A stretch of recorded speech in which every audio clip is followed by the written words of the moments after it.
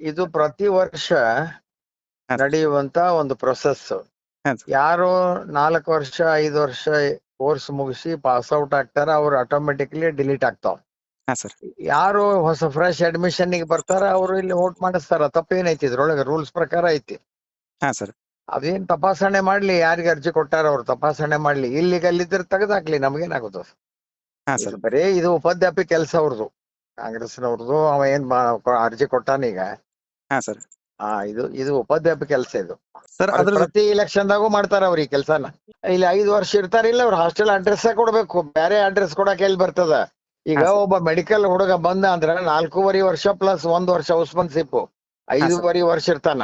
ಒಬ್ಬ ಇಂಜಿನಿಯರಿಂಗ್ ಬಂದ್ರ 4 ವರ್ಷ ಇರ್ತಾನ.